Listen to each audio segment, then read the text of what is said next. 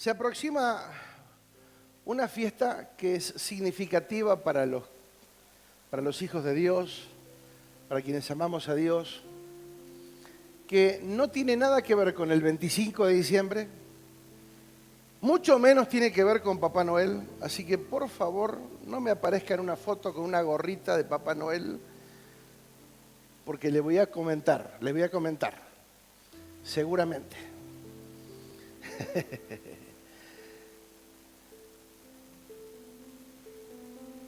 No fue el 25 de diciembre que nació Jesús. Se estima que fue entre septiembre y octubre, los meses que probablemente pudo haber nacido en alguno de esos días. La celebración del 25 puntualmente tiene una connotación bastante pagana, idólatra y con un trasfondo bastante negativo. Por eso no celebramos ni el día, ¿sí?, ni lo que el sistema no quiere vender, sino que celebramos sí el nacimiento de nuestro Salvador, recordamos el cumpleaños del Hijo Eterno, ¿sí?, que nació, que vive para siempre y está sentado a la diestra del Padre y gobierna en todos y por todos y sobre todos. Amén. Así que no es una fiesta para emborracharse, ni para comer, ni para pelearse con los vecinos, ni con los parientes, ¿sí?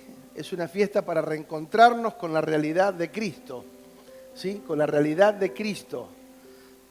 El sistema se ha empeñado en sacar a Jesús de la historia. Por eso, fíjate lo fuerte que es Papá Noel, que está en todos lados metido, ¿sí? Y no tengo problema que Papá Noel exista, pero no en la fecha donde se conmemora el nacimiento, o el mundo entero entiende que es el nacimiento del Salvador, ¿sí? Podría estar en otra fecha, pero no justamente porque hay intenciones, ¿sí? La idea es sacarle el protagonismo a Cristo de la historia, ¿sí? Que recordemos otras cosas y que tengamos en cuenta otras cosas en lugar de lo verdadero y eterno. Amén. Así que cuando celebre, por eso todo tiene que ver con un montón de tradiciones, ¿sí? Que el 24 de la noche, a las 0 horas, bueno, eso es todo tradición. No se sabe si fue a las 0 horas, si fue a las 3 de la tarde. No, tiene que haber sido noche, seguramente por las estrellas, pero no se sabe el horario, ¿sí? Pero bueno, lo importante es, por eso digo, lo importante no es la connotación que se le da a la fiesta, sino la realidad de que Cristo nació, y eso es lo que tenemos que celebrar. ¿Cuántos me dicen amén? ¿Cuánta gente entendida hay acá en esta mañana que entiende que esto es así? Amén. Bueno, perfecto. Dicho esto, comenzamos ya con la última palabra. Hemos hablado bastante en este trimestre acerca de propósito. Nacimos por y para un propósito. Fuimos un diseño de Dios, no una improvisación. Nosotros no decidimos nacer, Dios nos predestinó antes de la fundación del mundo para que fuésemos hechos conforme a la imagen de su Hijo. O sea, lo nuestro, nuestra participación terrenal, nuestra visita por la tierra, que son algunos años, algunos más, otros menos, es simplemente para manifestar a Cristo, porque fuimos hechos para eso, ¿sí? El diseño principal es manifestar a Cristo. Esa es la verdadera esencia del ser humano. Pero bueno, nosotros entendemos que estamos en un tiempo de renovación en la mente, en el pensamiento, en la revelación que nos da mayor entendimiento. Hemos hablado que el propósito de Dios es su perfecta voluntad, que tenemos que renovar la mente para comprobarla, que el propósito de Dios es uno solo, que la iglesia lo manifiesta a través de sus diferentes asignaciones. La iglesia es el cuerpo de Cristo, debe portar la misma naturaleza que la cabeza, que es Cristo, obviamente. Reeducar nuestra forma de pensar y de hablar, entender lo que somos, nuestra posición y función en el cuerpo de Cristo. Necesitamos desarrollar una mentalidad de reino, de gobierno. Una mentalidad gubernamental no necesita motivación. Una mente gubernamental funciona por un propósito. Una mente gubernamental en Dios tiene convicciones firmes. Dios gobierna con quienes están bajo autoridad. Dios gobierna a través de personas maduras, hijos que han alcanzado madurez. Jesús, dijimos, es el máximo ejemplo de estar bajo autoridad, de obediencia, de acatamiento. El apóstol Pablo también entendió su asignación y, como lo dijimos, no fue rebelde a la visión celestial. Es importante, amados, que valoremos el entrenamiento. ¿Sí? Muchas veces, cuando no hay intención de cambiar la mente, solo participamos de rutinas, de situaciones, de círculos sin propósito, pero cuando entendemos que hay entrenamiento, congregarse deja de ser parte de una tradición o religión, ni por una necesidad, sino para avanzar en la gracia y en el propósito de Dios. Amén. Por eso congregarse tiene una connotación mucho más importante que simplemente estar reunidos. ¿Sí? En un estadio también se reúnen para ver un partido de fútbol y eso no significa absolutamente nada. Gente que esté congregada en un lugar no representa nada hasta que uno entiende que por haber comprendido que venimos a ser entrenados por una palabra y que la palabra nos tiene que servir para afuera, para manifestar el culto racional, que es lo que venimos hablando en todos estos meses. Quiero comenzar con algo que mencioné el domingo pasado, que fue Hebreos 12:11, que tiene que ver con la disciplina. Diga disciplina.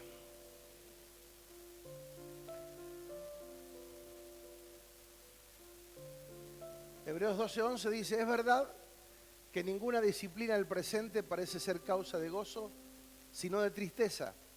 Pero después, diga pero después, da fruto apacible de justicia a los que en ella han sido ejercitados. Hablamos que disciplina tiene que ver con tutoría, tiene que ver con educación, con entrenamiento, corrección, instrucción.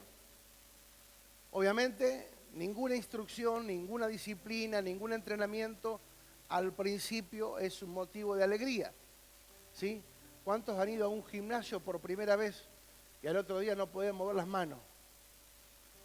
Sí, le dolía todo, porque al principio es mucho dolor. Recuerdo cuando me tocó hacer el servicio militar y caímos el primer día, inocente, ¿sí? Y ahí nomás nos sacaron a correr y a hacer flexiones y correr y carrera a mar y cuerpo a tierra y carrera a mar y cuerpo a tierra y carrera a mar y íbamos y veníamos horas, literalmente, amados, literalmente no podía comer, no porque no tenía hambre, no tenía fuerza en los brazos para llevar, así está, del dolor de los brazos. Claro, uno venía sin hacer ningún tipo de ejercicio y llegás ahí y te sacan hasta lo que no tenés, ¿sí? Claro, al principio, pero después de 2 meses de entrenamiento así, tan exigente, amados, volábamos. Yo andaba todo el día corriendo, me mandaban a hacer algo y salía disparado. Primero porque te exigían que lo hicieras así, pero aparte que estaba entrenado, entonces no me cansaba correr, iba y venía, pim, pum. Claro, porque fue un entrenamiento, pero los primeros días fueron muy dolorosos, muy dolorosos. En Dios es exactamente similar, o sea, cuando somos entrenados, la palabra lo primero que viene parece que viene a darnos un mazazo, ¿sí? De hecho que muchas veces, pastor, qué dura la palabra. No, la palabra no es dura, ¿sí? Es simplemente que nos está entrenando. Y hay veces que la palabra primeramente, antes de edificar, lo que Dios le dice a Jeremías, antes de edificar y de plantar y edificar, primeramente hay que romper. Hay que romper todo lo que nos sirva, tiene que ser roto. Entonces, la frase que me gusta es, pero después. Diga, pero después. Eso me habla de que lleva un tiempo. El entrenamiento es parte de un proceso, no es de la noche a la mañana, no es que del día a la mañana ya, listo, ya sabemos. No. lleva un tiempo, hay un proceso, un entrenamiento. Pero ese entrenamiento, si nos dejamos entrenar, por eso dice que el entrenamiento es efectivo a los que en ella fueron ejercitados. ¿Sí? Por eso digo que es tan importante ejercitarse ¿en qué? En la palabra. Por eso Dios, de alguna manera, la palabra de Dios manifiesta una disciplina a la cual nosotros tenemos que aferrarnos. No es una cuestión de emoción, no es del momento, es una disciplina. Una disciplina, diga disciplina. ¿Una disciplina qué es? ¿Yo hago lo que me gusta cuando quiero? Hola. No, una disciplina, estar bajo disciplina es hacerlo cuando hay que hacerlo, independientemente del sentimiento. Cuando el cabo nos hacía correr, Acevedo me acuerdo que se llamaba, el negro, correntino, lo tengo acá todavía. A ver si lo perdono hoy. Nah. No, un tipazo, resultó ser un tipazo después. ¿Qué iba a decir? ¿No? ¿Es que me metí? Perdí el hilo. ¿Cómo? Ah, disciplina. Claro, cuando el cabo nos decía cuerpo a tierra, guerra a mar, no tengo ganas. No, hoy no, mañana. ¿Sí? ¿Ustedes se piensan que es por entrenamiento? ¿Es así la cosa? ¿Funciona así? No. Lo hacemos independientemente de las ganas, lo hacemos porque ahí estamos bajo obediencia. En ese momento yo hice el servicio militar como muchos, estando en un gobierno de facto, estaban los militares gobernando. O sea que no había que hacerse loco porque ahí desaparecía directamente, ¿eh? No es que te iban a andar con vueltas los viejos. Y entonces había una presión y había que acatar las órdenes, pero a rajatabla, y lo que te decían más vale que lo cumplas. Me acuerdo ya que ya me estaba por retirar, faltaban meses para que me fuera. Y me presenté en la oficina de un oficial y se acercó y me miraba acá. Viste que te miran de cerca así con... Me dice, usted no se afeitó. Y en la oficina, cuerpo a tierra, guerra a mar. Cuerpo a tierra, 1, 2, 1. Ahí estaba. Y me tuvo ahí en la oficina un buen rato. Después se hizo amigo mío, pero... Digo, qué bárbaro que sos. ¿Sí? ¿Y uno qué?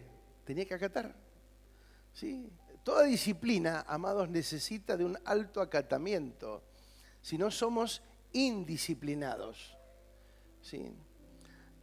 Dice, no, orar, no tengo ganas. Y no es por ganas. Lee la Biblia, no es por ganas. Y congregarse, no es por ganas. O vamos a trabajar así, de esa manera, o pagamos los impuestos de esa manera. Así, no pago la luz porque no tengo ganas. No siento de pagar la luz, así que no vamos a... Este mes no vamos a pagar la luz. Bueno, vas a vivir a oscura, comprate velas nomás. ¿Así funciona? Entonces, en Dios nosotros tenemos que entender que para que esto funcione tenemos que dejarnos someter a la disciplina de Dios, que es buena, agradable y perfecta. ¿Sí? Nos sujetamos a nuestros padres terrenales, que eran humanos, naturales, con buenas intenciones, pero se equivocaron 1000 veces, como nosotros, cuando fuimos padres también nos equivocamos. ¿Sí? Porque no somos perfectos. Pero Dios, que hizo todo lo mejor para nosotros, ¿cómo no dejarnos disciplinar? ¿Cómo no ponernos bajo la disciplina de Cristo? Por eso no hay fruto si no hay disciplina. Por eso la disciplina, después del proceso, después del entrenamiento, produce un fruto. El fruto, dijimos el otro día, no son buenas obras. Cualquiera puede hacer una buena obra. Un satanista puede hacer una buena obra. La buena obra no pasa por el fruto. Fruto es manifestar a Cristo. Fruto es activar o manifestar a Cristo a través de nuestras vidas. El fruto activa y evidencia también la justicia que es en Cristo. Entonces, cuando nosotros nos dejamos disciplinar, cuando nosotros entendemos que hay un proceso, un tiempo, Y ese proceso y ese tiempo, si yo me dejo ser entrenado, si yo me ejercito en esa palabra, si me ejercito en lo que Dios me está demandando, seguramente voy a terminar produciendo fruto, y el fruto es algo agradable, apacible. Apacible significa saludable, justo, equitativo. Los beneficiados son los que se ejercitan o los que por ellas son ejercitados. Por eso, si hay algo, amados, que tenemos que disciplinar, este año hablamos. ¿De qué hablamos este año? Muchas veces. De la mente, ¿o no hablamos de la mente? ¿Qué dijimos? ¿Qué dice la palabra? Que tenemos ¿qué? La mente de Cristo, ¿o no? ¿Sí? Ni hablar de renovar la mente, pero tenemos ¿qué? La mente de Cristo. Entonces, si hay algo que tenemos que disciplinar, la disciplina está primeramente en la mente. No es algo corporal, es algo del espíritu y que está radicado en la mente. Una mente bajo gobierno, Efesios 4:17. Por favor, Efesios 4:17, vamos a leer ahí.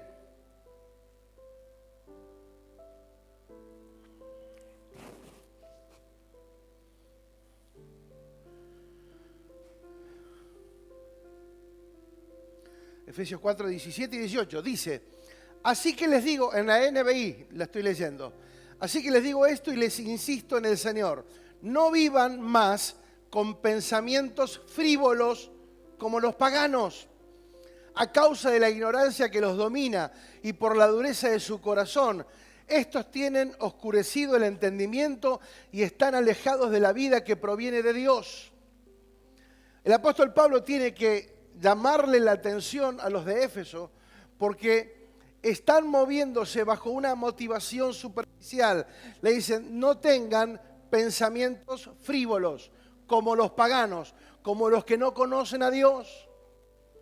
O sea, tienen que tener una mente mejor. Si Cristo está en tu vida, se entiende que debes portar un pensamiento superior, un pensamiento más amplio. Y habla de los paganos y habla de la ignorancia que domina y la dureza del corazón, porque tienen oscurecido el entendimiento. ¿Qué es frívolo? Cuando yo leí frívolo dije, wow, cuando busqué la definición me asombró más todavía. Frívolo dice que no concede a las cosas la importancia que merecen.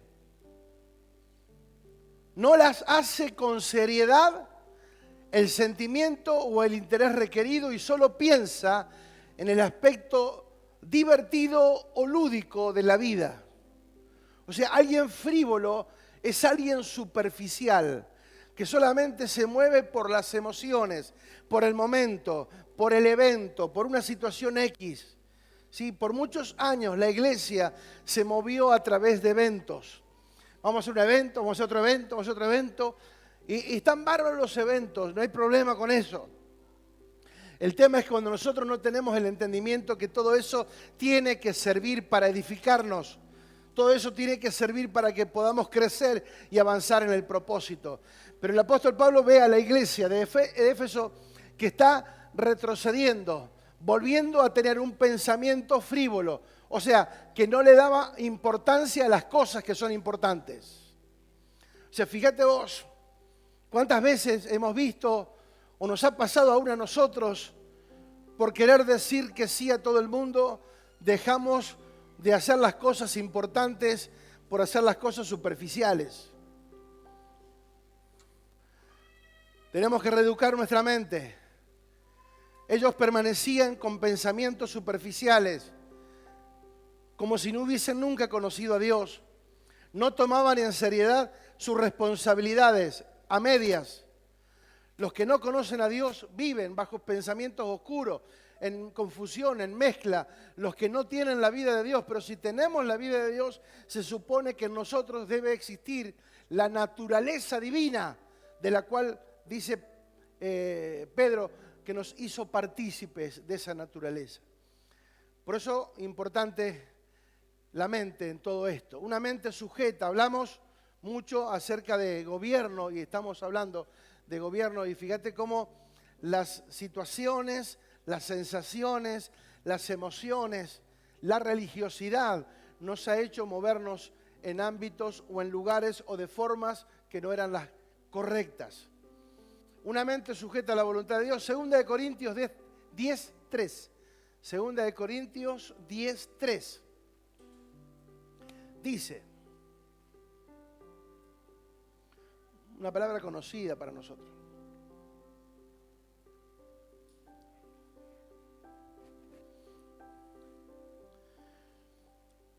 Pues aunque andamos en la carne, no militamos según la carne. Diga, ando en la carne, ¿sí? Este cuerpo de carne y hueso, pero no funcionamos según el orden de la naturaleza humana, sino funcionamos, no con argumentos humanos, sino funcionamos con los códigos de Dios, con los códigos del reino. No usamos argumentos humanos. Por eso hay una palabra que yo me adelanté un poquito en algunas cosas que dije recién, que hablamos de la militancia, de militar. Esa palabra viene obviamente, la militancia viene de militar. Y hay una palabra que me llamó la atención. ¿Sí? Que podemos ser... La iglesia tiene un solo propósito, hay una sola iglesia. Pero dentro de la iglesia hay dos posturas, actitudes, posiciones. Ser una iglesia militante o ser una iglesia pasiva. Militante es el que se compromete, ¿sí? Por eso vemos cuando en algún partido político vemos a los militantes que ¿qué hacen? Se comprometen con una causa.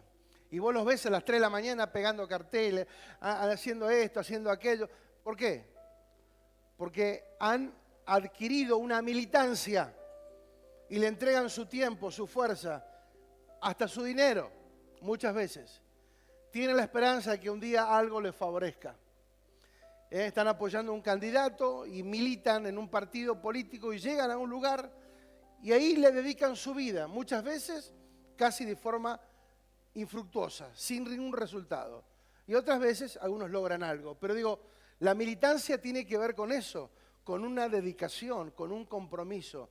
Yo puedo ser parte de la iglesia militante o ser simplemente pasivo. ¿Qué es ser pasivo? Ser un oidor, nada más. Ser un oyente donde escucho la palabra y está bien, no hay problema, hasta que se nos revele otra cosa. Pero la iglesia es la que trabaja. Un cuerpo no está muerto, un cuerpo vive. La iglesia es el cuerpo de Cristo y el cuerpo está vivo, está latente, trabaja, se mueve, se compromete. Amén. Entonces, la diferencia es tomar de manera distinta responsabilidades ante Dios. ¿Sí? Algunos de forma pasiva y otros militan, como hijos de Dios, toman suya la causa y vamos, que yo quiero que el reino avance, quiero que Comodoro conozca la palabra, quiero que mis amigos conozcan, que mi familia conozca, que el entorno conozca, no porque lo digo, sino porque lo vivo. No porque lo hablo, sino porque lo manifiesto. Y ahí es donde cambia la cosa. Por eso cuando hablamos de militancia, un militar no tiene una agenda personal. Su agenda es la del cuerpo militar al que fue unido. Ya no hace lo que quiere, sino lo que debe. Yo tenía amigos, cuando yo entré en el servicio militar tenía un amigo, un hermano, que también era cabo. Y él me decía muchas veces, me llaman o tenés que hacer una guardia o tenés que ir a tal lugar. Y él disponía su vida para eso.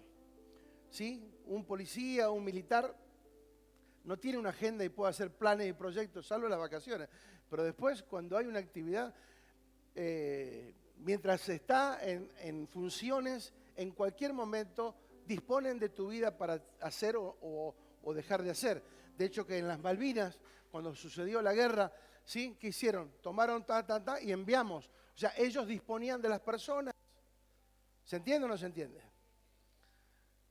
Entonces, cuando alguien está bajo un régimen militar, sea de cual fuere, ya no tiene una agenda personal. Yo voy a hacer lo que quiero.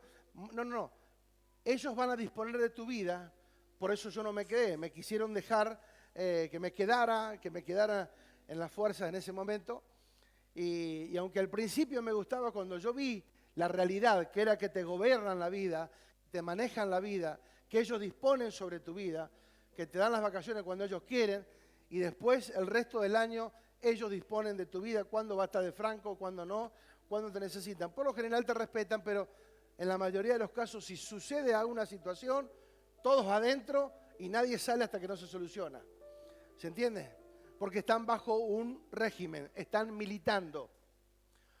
Un militar que se rebela es un desertor, un rebelde, y puede ir preso, no solamente destituido del cargo, no solamente puede quedar sin trabajo, sino también que puede ir hasta preso. Pero, diga pero, el que cumple con su deber, el soldado que dice, o que le dicen, misión cumplida, a ese soldado que cumplió con la misión que se le encomendó, ¿qué recibe? Un reconocimiento, un honor, un galardón. ¿No? Se le pone acá la estrellita, porque cumplió con la tarea. Se le da un reconocimiento público y hasta un ascenso puede recibir por haber hecho lo que tenía que hacer. ¿Sí o no? ¿Cuántos son parte de la iglesia militante o quieren serlo a partir de este día? Qué entusiasmo, mamita querida. Vamos a decir que el calor, ¿no? Para echarle la culpa al calor. No, el calor. ¿Cuántos quieren ser parte de una iglesia militante?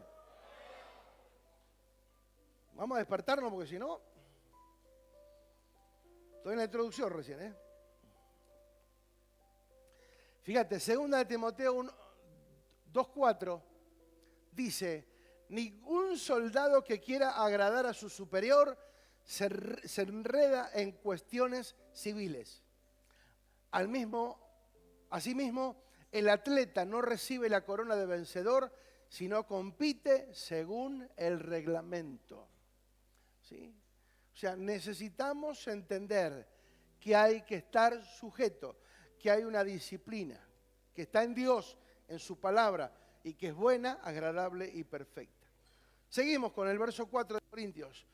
Porque las armas, diga las armas, de nuestra milicia no son carnales, son poderosas en Dios para destrucción de fortalezas. Las estrategias no son humanas, las armas no son naturales, no son superficiales. Pertenecemos a una milicia, por eso es que es importante ser una iglesia militante, porque pertenecemos a una milicia. A lo que pertenecen a una milicia se le otorga no solamente la vestimenta, sino también un arma. ¿Saben eso? Un arma que tienen a cargo, porque a partir de ahí se torna un defensor, ¿sí? Alguien que va a cuidar a la ciudadanía, que tiene el deber y el derecho de hacerlo porque para eso se le paga, para eso fue entrenado. Se le da un arma. Dios nos entrega armas que son sumamente poderosas, pero porque no hemos sido entrenados y disciplinados, porque tenemos una vida en desorden, no vemos la aplicación práctica de esta palabra. Las armas son poderosas. Lo que tenemos en Dios es poderoso. Diga, es poderoso. No hay límites. Él venció en la cruz.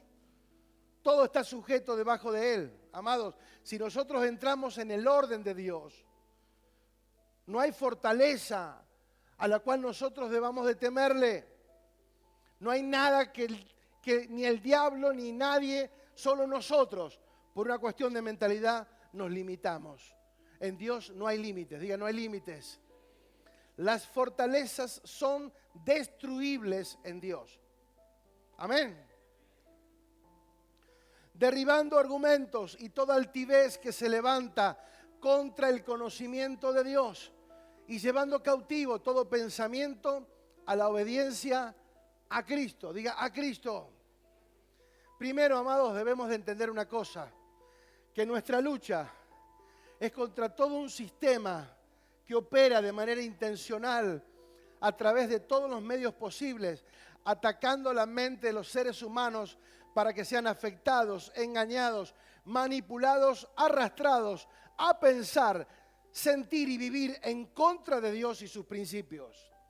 Hay todo un sistema organizado, amado, que te bombardea mañana, tarde y noche para que vos tengas una mente fluctuante, débil, donde todo te afecta porque estás permanentemente pendiente de las emociones, de lo que sucede a tu alrededor, de lo superficial y temporal, no de lo eterno.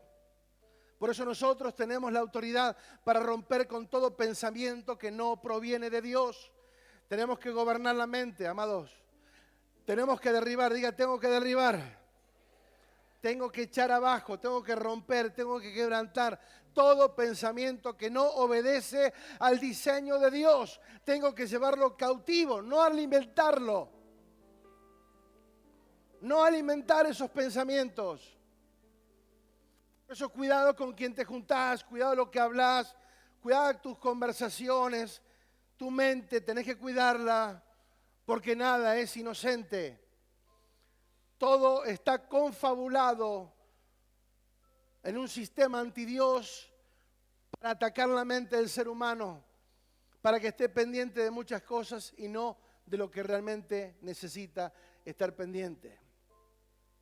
Todo pensamiento debe obedecer el diseño de Dios, que es bueno, agradable y perfecto. ¿Sí? Pareciera una cosa contraria. ¿Cómo puede ser que Dios tiene lo mejor para nosotros y nosotros nos empeñamos en hacer lo contrario? El ser humano se empeña en ir en contra de los principios, como si lo fuéramos a alterar. Los principios no caducan, no se alteran. Viendo esta línea de pensamiento, yo quiero ver ahora dos ejemplos que son sumamente interesantes. Porque primero la religión nos dañó, a todos. Todos fuimos engañados o traicionados, perturbados por la religiosidad que portábamos. Muchas veces creíamos que estábamos bien y que teníamos todo claro, pero portábamos un gran peso de religiosidad. Y cómo una generación con una mentalidad puede afectar a la próxima generación a continuar en esa misma mentalidad. Por eso no se trata solamente de nosotros, se trata de nuestras generaciones. Lo que nosotros no hagamos por nuestras generaciones van a repetir algunos círculos. Porque nosotros en lugar de quebrantarlo, lo alimentamos. En lugar de rompernos, de salirnos de ahí, nos quedamos alimentando ese tipo de pensamientos. Amados, terminamos siendo de lo que nos alimentamos, ¿sí? Entonces es importante saber cuál es el alimento con el cual estás alimentando tu espíritu. Tiene que ser la palabra, indefectiblemente no hay otra alternativa. Yo quiero ver a Zacarías y a Juan el Bautista, padre e hijo, ¿sí? Vamos a ir a Lucas capítulo 1, verso 5 en adelante. Zacarías provenía de una generación, de una dinastía generacional de sacerdotes. Tenía conocimiento y experiencia en su labor. Él con su esposa Elizabeth vivían en el tiempo de la ley y se esforzaban por cumplir y obedecer todos los mandamientos y ordenanzas de Dios. Eran rectos, con buenas intenciones, buen corazón, pero vamos a ver que no alcanza. Diga, no alcanza. Todo eso está bueno, pero no alcanza. Lucas 1:5 dice, pero hubo en los días de Herodes, rey de Judea, un sacerdote llamado Zacarías de la casa de Abías. Su mujer era de las hijas de Aarón y se llamaba Elizabeth. Ambos, fíjate lo que la Biblia dice, ¿no? Eran justos delante de Dios y andaban irreprensibles en todos los mandamientos y ordenanzas del Señor. Pero no tenían hijo. Hola. Diga, no tenían hijo. Interesante. Para un sacerdote, no tener una continuidad en su legado era algo casi deshonroso. ¿Sí? Ellos necesitaban, deseaban, anhelaban tener un hijo, porque en el sacerdocio se dejaba el legado a la próxima generación.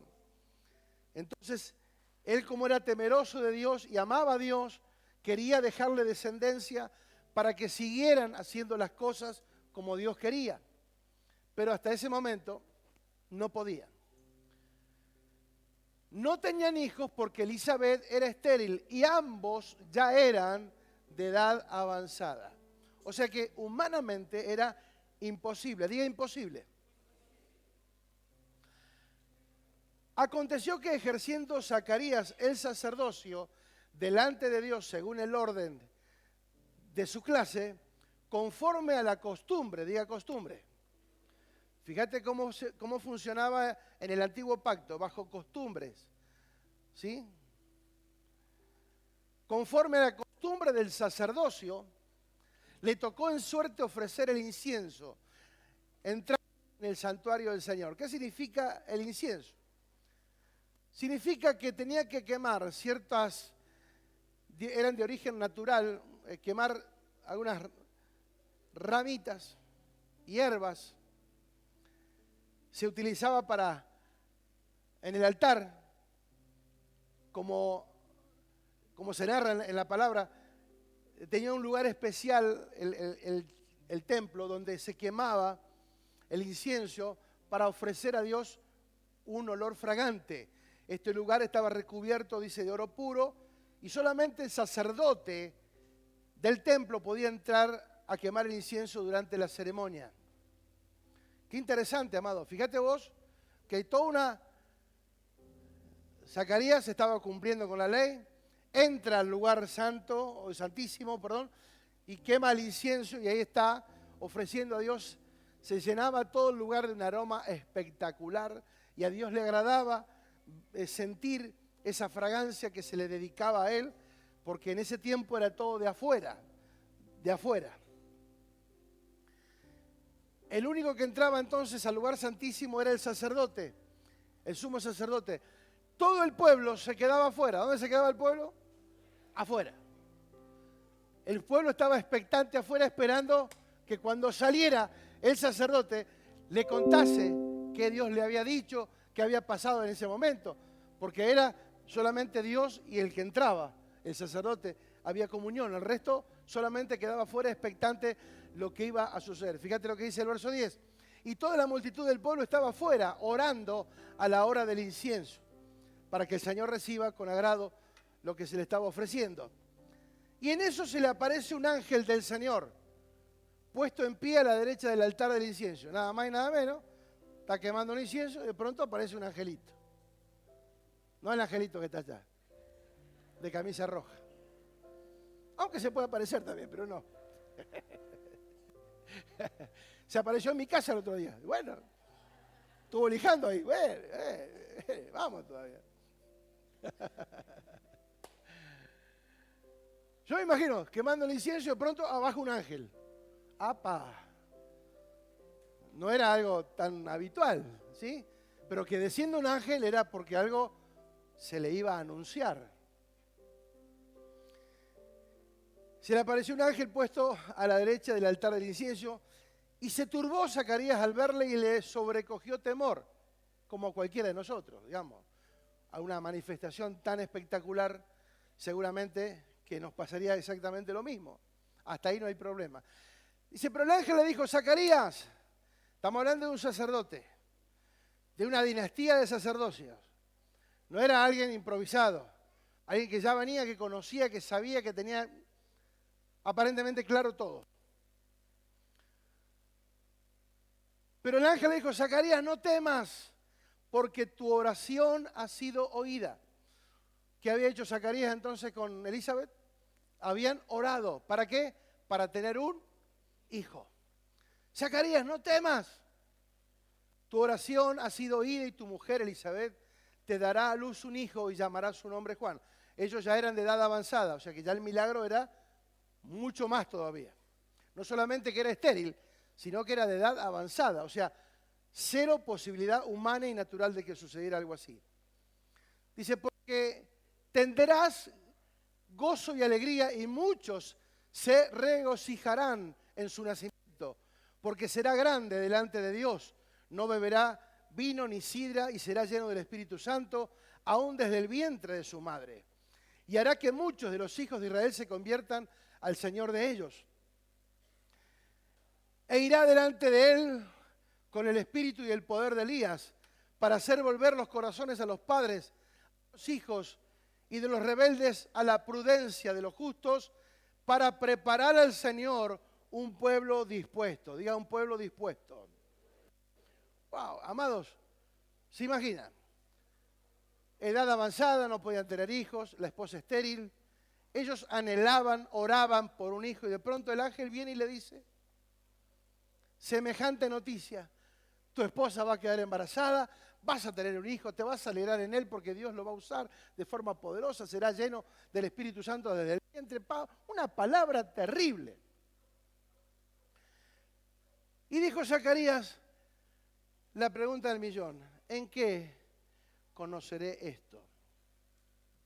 Yo pregunto, ¿cuántos han orado alguna vez y le han pedido una seña, una muestra a Dios? El vellón. Señor, si es tu voluntad, que hoy llueva.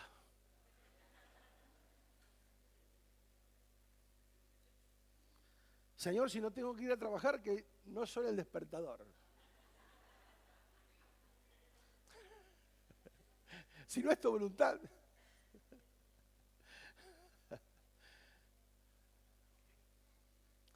Ahora, este hombre le está dudando a la palabra que le está entregando el ángel que viene de parte de Dios. Como diciendo, Dios, no juguemos, ¿eh? ¿De verdad que lo vas a hacer? Necesito una muestra. Ah, ¿querés muestra? Ah, ¿querés una muestra? ¿Querés que yo te dé una muestra? Amados, yo sé que después de esto ninguno más va a pedir una muestra. Te puedo asegurar. ¿En qué conocer esto? O sea, ¿cómo va a suceder? Decime la verdad. ¿Cómo es que lo vas a hacer? Porque yo soy viejo y mi mujer es de edad avanzada.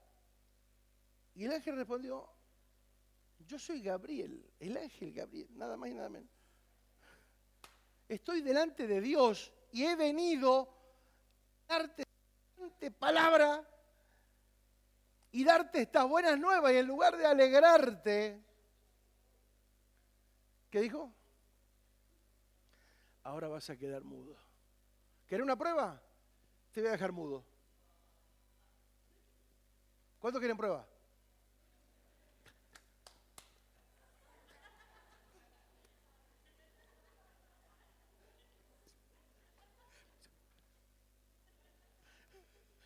¿Quieren prueba? Nunca le pidan prueba a Dios. Dice, ¿me quiere probar? Bueno, mira, yo te voy a dejar una pruebita para que me conozcas. Te va a quedar mudo. ¿Sabés cuándo vas a hablar? Cuando la promesa se haga realidad. ¿Sabés cuántos meses tuvo mudo? 5.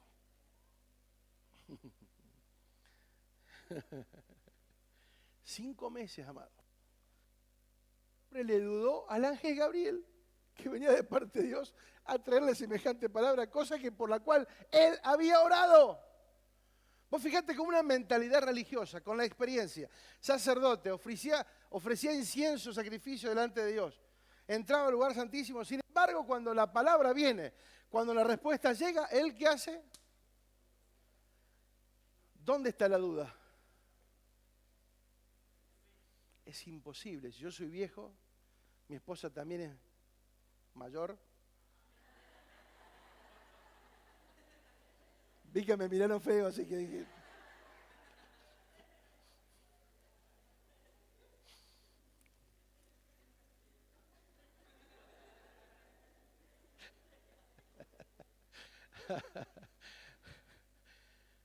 Es imposible.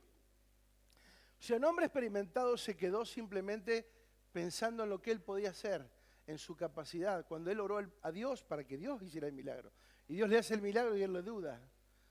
Y se vas a quedar, por cuanto no creíste, mis palabras, las cuales se cumplirán a su tiempo, diga a su tiempo. Por más que ores, zapatees, llores, ayunes, hagas tumba carnera, grites, zapatees, Dios hará las cosas a su... Lo importante es saber que Él lo está haciendo. No importa el tiempo, Él está haciendo. Él está obrando. Amén. Ahora quedarás mudo y no podrás hablar hasta el día en que esto se haga, por cuanto no creíste mis palabras, las cuales se cumplirán a su tiempo. Y el pueblo, amados, el pueblo que estaba esperando afuera, que Zacarías saliera y contara la gloria que había visto,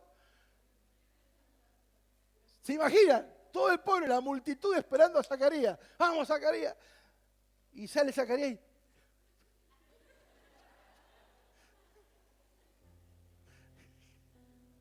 ¿Se imaginan la vergüenza para el sacerdote no poder contar el testimonio? O sea, una mezcla de alegría y de vergüenza. Alegría porque el milagro estaba, la palabra estaba, pero la vergüenza de haber dudado y ahora no poder comunicarlo. Dice, el pueblo estaba esperando a Zacarías y se extrañaba de que él demorase en el santuario. Claro, estaba ahí, estaba discutiendo con el ángel viejo. Pero cuando salió no podía hablar y comprendieron que había visto una visión en el santuario. Él les hablaba por señas.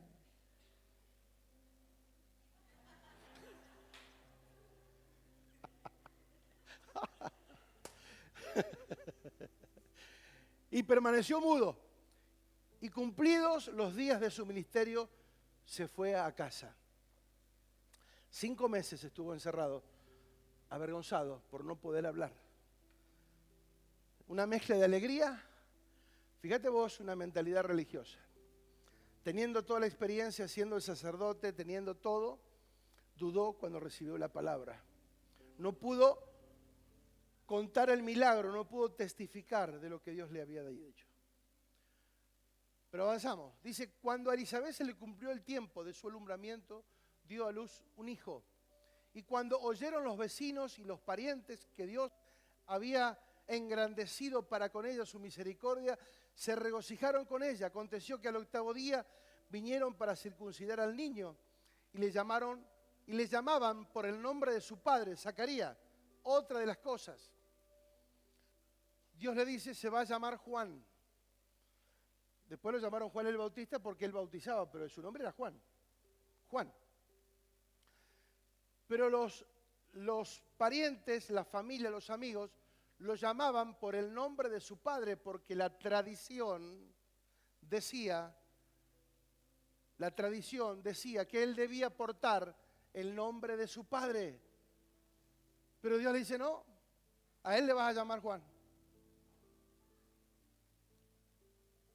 Entonces dice el verso 60, pero respondiendo su madre dijo, se llama o se llamará Juan. Le dijeron, ¿por qué? No hay nadie en tu parentela que se llame con ese nombre. Entonces preguntaron por señas a su padre, hasta ese momento estaba ahí, cómo le quería llamar. Y pidiendo una tablilla escribió diciendo, Juan es su nombre. Y todos se maravillaron. Al momento fue abierta su boca y suelta su lengua y habló bendiciendo a Dios. Bendito sea su nombre, diga gloria a Dios. Una mente perturbada, religiosa, no le permitió disfrutar el momento ni vivirlo de la manera correcta. Fíjate la palabra que le suelta al hijo, porque también después hay una situación con el hijo. Y tú, niño profeta del Altísimo, serás llamado. Eso dice Zacarías, cuando abre la boca, comienza a profetizar sobre el hijo. Porque irás delante de la presencia del Señor para preparar sus caminos, para dar conocimiento de salvación a su pueblo, para perdón de sus pecados, por la entrañable misericordia de nuestro Dios, que nos visitó desde lo alto la aurora, para dar luz a los que habitan en tinieblas y en sombra de muerte, para encaminar nuestros pies por caminos de paz. Y el niño crecía y se fortalecía en espíritu y estuvo en lugares desiertos hasta el día de su manifestación a Israel. Ahí vemos cómo, y ahora vamos a ver cómo esa mentalidad de duda, de incertidumbre, de religiosidad, afectó la vida de Juan el Bautista. Aunque fue, dice la palabra, el más grande profeta que existió de los hijos de mujer, nacido de los hijos de mujer, no hubo otro más grande como Juan el Bautista. Pero fíjate que ahora vamos a ver detalles que son importantes, cómo una mentalidad afecta a generaciones. Juan el Bautista.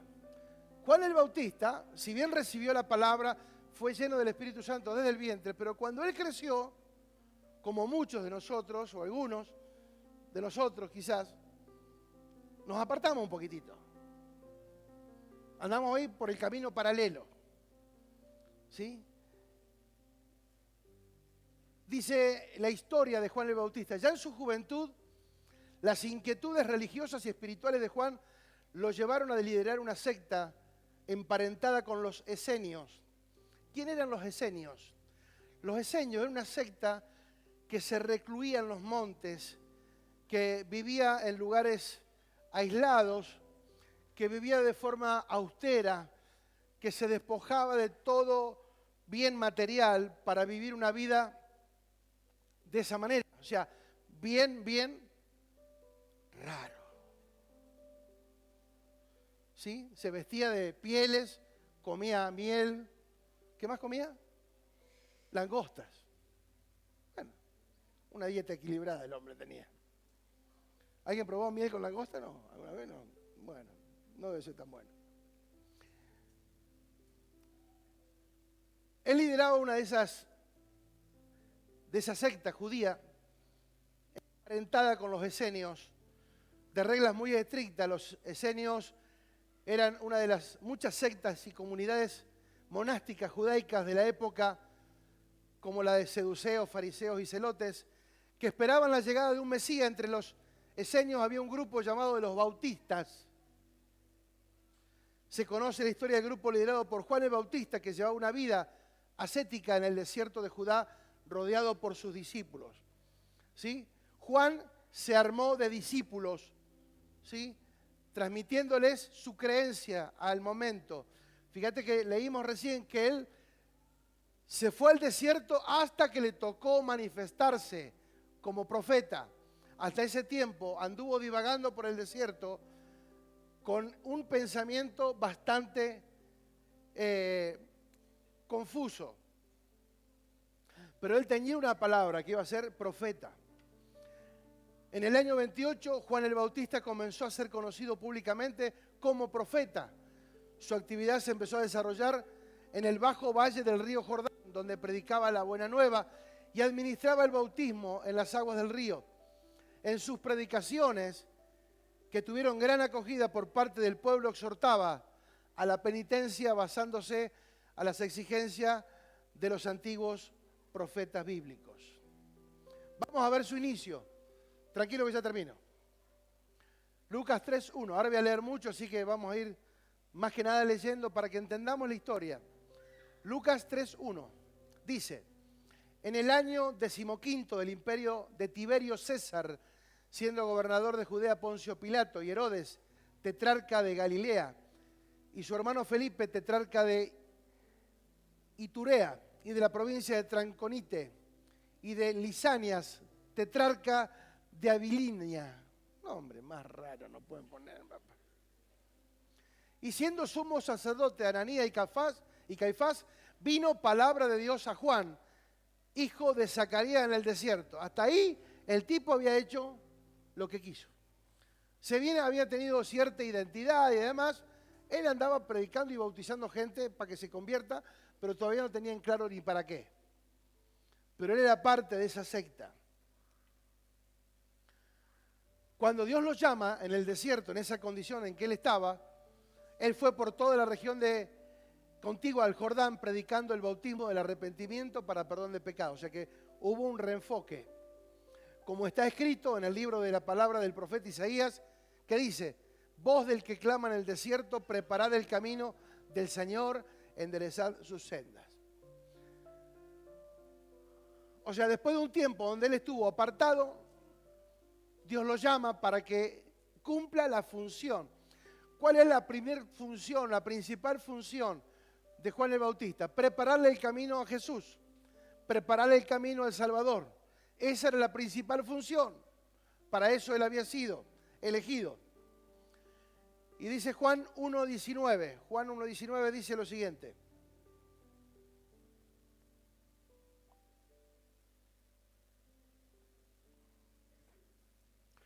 Y este es el testimonio de Juan, cuando los judíos enviaron a Jerusalén sacerdotes y levitas para que le preguntasen, ¿tú quién eres?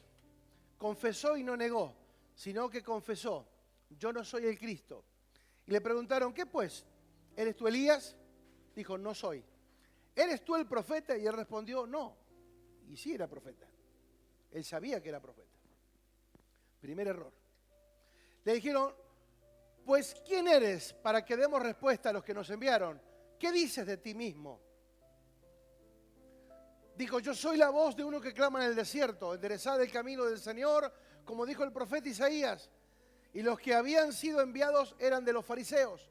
Y le preguntaron y dijeron, ¿por qué pues bautizas si tú no eres el Cristo, ni Elías, ni el profeta? Juan le respondió diciendo, yo bautizo con agua, mas en medio de vosotros está uno, a quien vosotros no conocéis. Este es el que viene después de mí, el que es antes de mí, del cual yo no soy digno de desatar la correa de su calzado. O sea, hasta ese momento Juan parecía tener bastante enfocado la posición y lo que tenía que hacer y a quién se estaba refiriendo.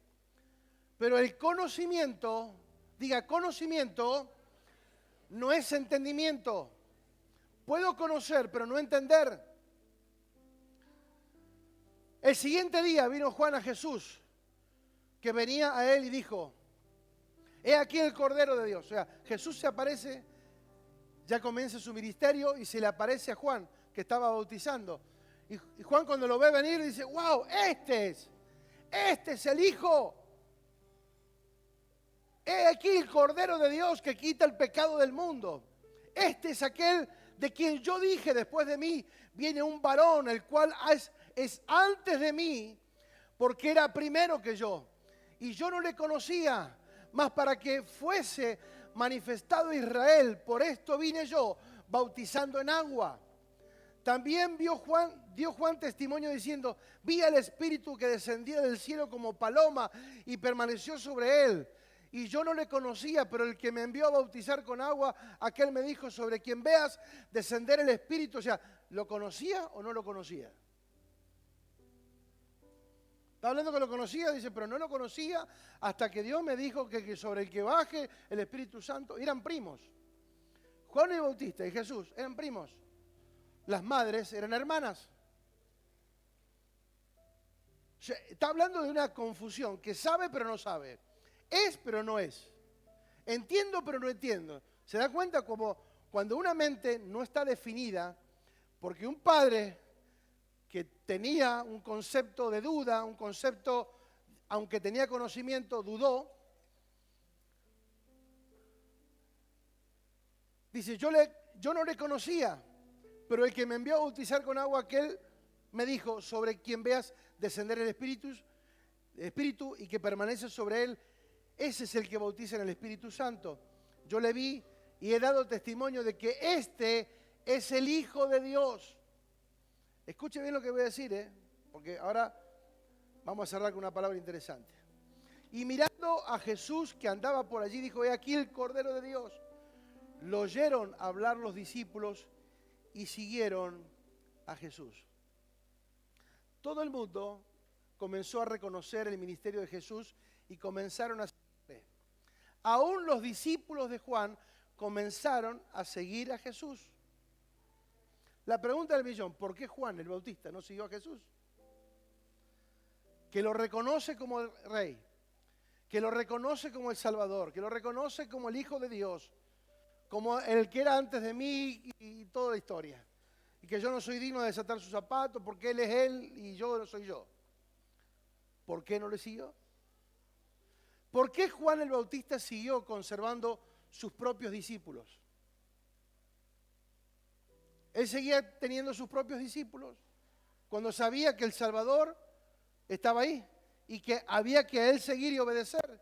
De hecho, cuando viene el Espíritu Santo, le dice a Él, a este es mi Hijo amado, dijo el Espíritu Santo, en quien tengo contentamiento, a Él oíd. Juan el Bautista escuchó eso. ¿Por qué no le siguió?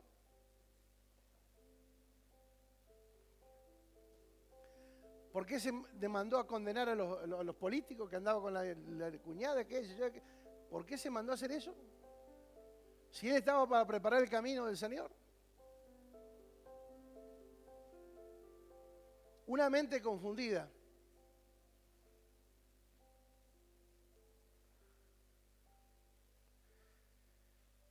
Mateo 11:1. Mateo 11:1, por favor. Y con esto vamos cerrando.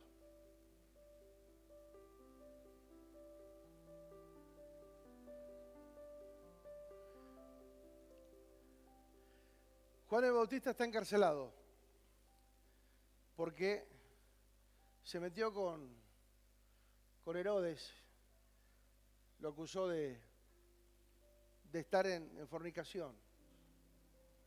Avergonzado y demás, lo mandaron a meter preso y estaban a punto de ejecutarlo. De hecho, que le cortaron la cabeza. El que dijo todo lo que dijo acerca de Jesús, dice, cuando Jesús terminó de dar instrucciones a sus 12 discípulos, se fue de allí a enseñar y a predicar en las ciudades de ellos. ¿Qué hizo el Señor?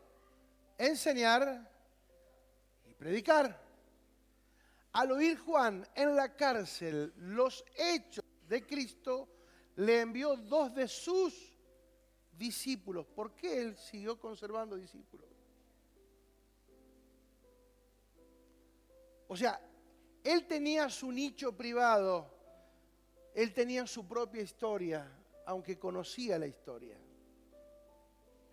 Él quería manejar su propio círculo, quería seguir siendo una persona influyente.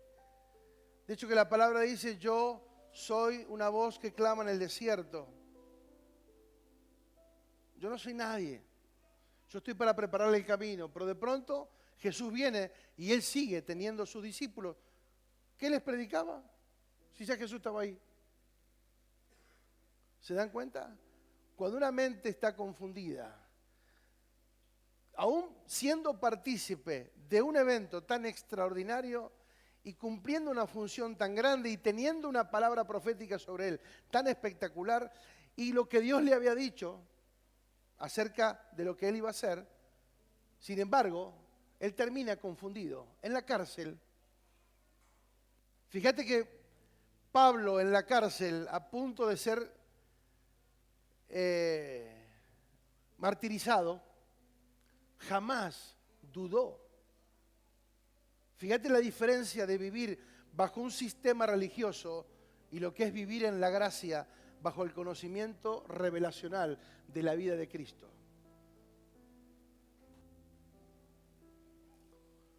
El apóstol Pablo fue golpeado, encarcelado, pasó por las 1001, jamás dudó de Dios.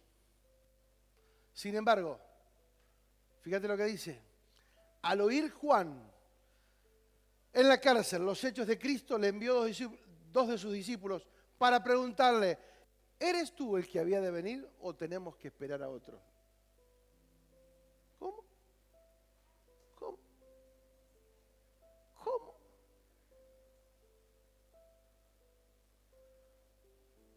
Este es el Hijo, este es el Cordero, este es el más grande que yo, este es el primero, este es a quien hay que seguir. Pronto, bajo presión, ¿sos vos? ¿O tenemos que esperar a otro? ¿Qué le apareció otra vez? ¿Qué le había pasado a Zacarías el padre? Había dudado.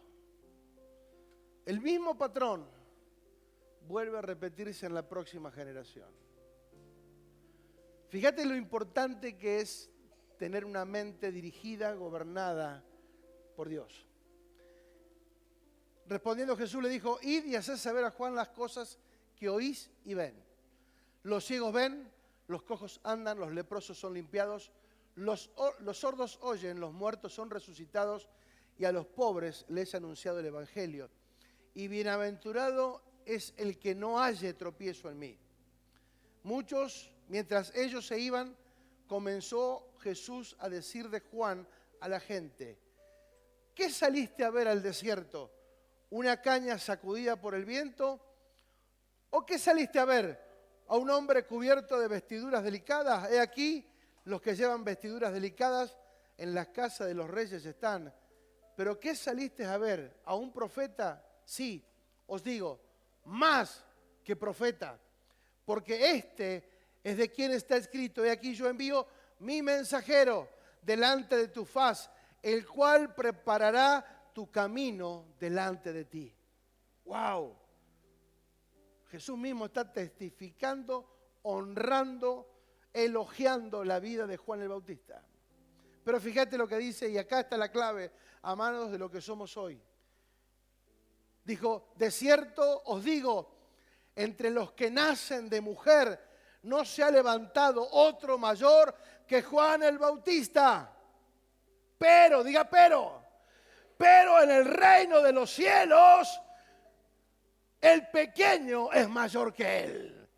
Amados, hoy nosotros estamos en el reino de Dios. Hoy estamos bajo su reino, bajo su gracia. Hoy cualquiera de nosotros es mayor que Juan el Bautista, porque no se trata solamente de conocer, sino que tenemos el entendimiento para poder funcionar en el propósito eterno. Aleluya, aleluya. Amados, cualquiera de nosotros es mayor que Juan el Bautista. Porque Él no tuvo la vida Zoe, Él no tuvo la vida del Espíritu, Él no portó la nueva naturaleza, no hubo en Él un cambio de mentalidad. Porque la religión no tiene esa posibilidad. Diga: cambiar la mente. ¿Saben que cambiar la mente es nuestra decisión?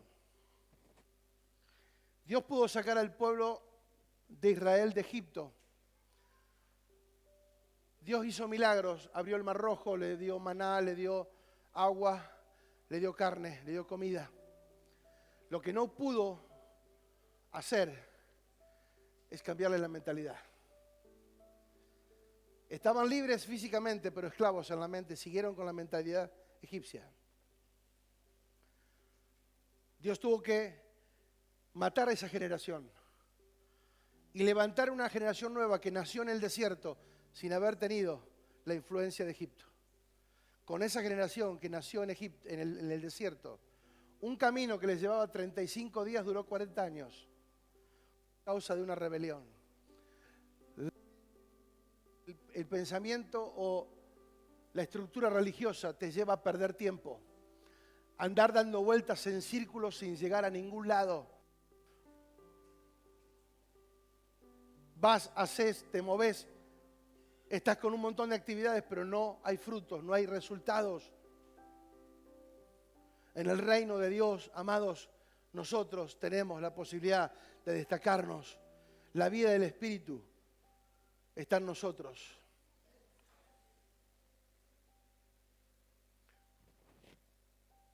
Por eso el Señor nos abre la cárcel. Lo dijimos el otro día. El Señor nos abre la cárcel. El Señor saca las cadenas que nos ataban. Pero salir de la cárcel ya es tu voluntad. Es como que te abren la puerta, te sacan la llave, te sacan el candado. Estás libre, te dice. Pero no te saca, tenés que salir vos. Dios te libera, la libertad es personal. Uno puede vivir esclavo, aunque físicamente esté libre. Y hay muchas formas de ser esclavos. Pero es nuestra decisión vivir en libertad. Es nuestra decisión vivir sanos. Vivir sanos, diga sanos, por favor. Por eso necesitamos que la palabra de Dios actúe en nosotros. Cuando nosotros venimos a una reunión, venimos a ser sometidos a una palabra, expuestos a una palabra que nos va a hacer funcionar. Diga funcionar. Esa palabra tiene que cumplir al menos dos funciones. La palabra cumple muchas funciones, pero hay dos que son claves. Una que es luz y otra que es espada. ¿Sí? La palabra como luz y la palabra como espada. ¿Por qué luz? Porque la luz pone en evidencia Tiene que ver con la revelación y con el entendimiento. La luz es fundamental para poder tener una vida saludable en el espíritu. Porque la luz viene para sacarnos de aquello que no está bien en nuestra vida. Luz viene para ver lo que nos falta, dónde estamos errando. ¿Sí? Es cuando vos buscás algo que se te perdió, de pronto está oscuro y vos te valés de una lámpara, de un celular, de un fósforo, de lo que sea, una vela, para que te alumbre, para ver si encontrás aquello que está perdido. La luz tiene esa función. La palabra de Dios viene a nuestra vida para iluminar aquellas cosas que no están bien. Uno puede decir, pero en Dios estamos completos. Claro, en el espíritu ya estamos completos, pero en la mente no. La mente se tiene que desarrollar.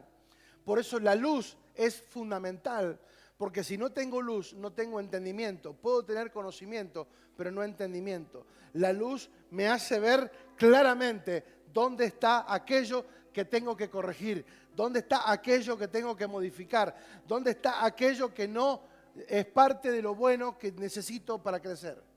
¿Se entiende? Luz para movernos bajo revelación, bajo entendimiento. Hacer las cosas no por emoción, sino por un entendimiento preciso. Debemos desarrollar un entendimiento, amados. Y la espada es para cortar. ¿Sí? La espada es para cortar. Puntualmente, cortar con aquellas cosas que no nos sirven. Diga, tengo que usar la espada. En la antigüedad se usaba la espada para cortar el prepucio de los recién nacidos. Al 8º día le cortaban el prepucio, pedacito de carne, ¿sí?, que se le sacaba a las criaturas. Pero la palabra después va mucho más allá y dice en Deuteronomio, el Señor, tu Dios, quitará lo pagano que hay en tu corazón y el de tus descendientes para que lo ames de todo tu corazón, con toda tu alma, y así tengas vida. El Señor nos habla en las Escrituras que ahora el prepucio está en nuestro corazón. ¿Qué está hablando de corazón? De mente. ¿Qué está hablando en la mente? De los sentimientos, del alma, de las emociones. ¿Qué hay que cortar del corazón? Todas aquellas cosas que ya no nos sirven. No podemos jugar, no podemos coquetear con aquello que nos está haciendo mal. Sí, tenemos que usar la espada de la palabra. Por eso cuando nos exponemos, la espada viene a cortar. Y uno puede decir, uy, qué duro que es la palabra. No, no, no. La palabra está cortando y está poniendo en evidencia lo que está en tu vida y lo que no te sirve, porque no es que lo tenés que, bueno, lo dejo de costadito, en algún momento lo voy a necesitar. No, no, cortarlo definitivamente para quitarlo de tu vida, para que vivas una vida conforme al propósito de Dios y no conforme a las emociones. La circuncisión del corazón es el proceso mediante el cual Dios corta las capas externas que lo rodean para que podamos recibir el amor, la bendición, la revelación de Dios en nuestra vida. Amén. ¿Cuántos se van a dejar circuncidar el corazón en este día? Amados, estamos cerrando un año y creo que no hay mejor forma de cerrarlo es tomando decisiones. ¿Sí? O más de lo mismo, muchas veces dicen, bueno, no veo la hora que se vaya este año porque ha sido terrible, yo quiero que venga el 22. Como si fuera el cambio del almanaque algo milagroso. Amados, el 31 de diciembre y el 1 son 2 días iguales. Si no cambia nuestra actitud y nuestra mentalidad, todo seguirá exactamente igual o peor. La única forma de que algo sea nuevo es si yo me renuevo. Por eso está en nuestra decisión. O nos quedamos como estamos o nos renovamos. ¿Qué vamos a hacer? ¿Qué vamos a hacer? Renovarse. No hay que esperar el 31. Hoy es el día. Cada día es el día. Todos los días son los días de renovarse. Por eso para nosotros todos los días es Navidad. No tenemos que esperar un 25 de diciembre para acordarnos ni para celebrar nada. Nosotros celebramos todos los días, porque gracias a ese nacimiento y a esa vida que se impartió en nosotros, hoy podemos caminar de una forma diferente. Porque no es por nosotros, amados, que estamos donde estamos, es la gracia de Dios. Su gracia nos alcanzó, no porque fuimos mejores que nadie, nadie es mejor que nadie, es la gracia. No es por obras, es por fe. Dios lo hizo todo en la cruz del Calvario para nosotros. Simplemente nosotros tenemos que ser agradecidos y crecer en la gracia y decir, quiero que desarrolles tu potencial en mí. Quiero renunciar a lo mío. Quiero cortar con todo aquello que no sirve.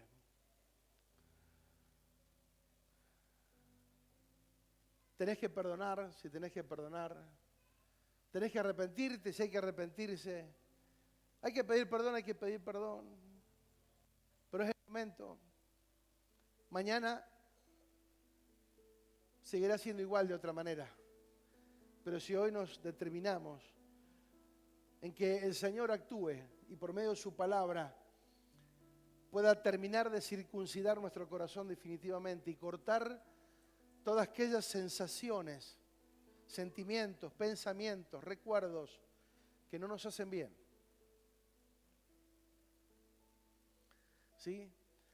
Digo esto porque viene la fiesta y siempre nos agarra el remordimiento, nos agarra la nostalgia por el que no está, por el que lo que pasó y que lo que me hicieron y que, amados, dejá de vivir en esa dimensión. Amados, todos somos peregrinos y extranjeros en esta tierra. No estamos acá porque somos mejores, amados. Yo sé que pasó y está pasando una pandemia, todavía no terminó. Hemos perdido mucha gente amiga, familiar, gente conocida. Pero nosotros estamos con vida, amados. Y si estamos con vida es por algo. Hay algo que tenés que hacer, hay algo que tenés que manifestar, hay algo que tenés que soltar para recibir algo nuevo. Pero si seguís atado al pasado, como decíamos ayer en la radio, hay personas que están tan involucrados en tratar de desprenderse de su pasado que no viven el presente ni se pueden proyectar a su futuro. Porque viven atados a las tradiciones, al pasado, a la angustia, a lo que pasé, a lo que vi, a lo que me hicieron. Amados, Cristo hizo nuevo todas las cosas.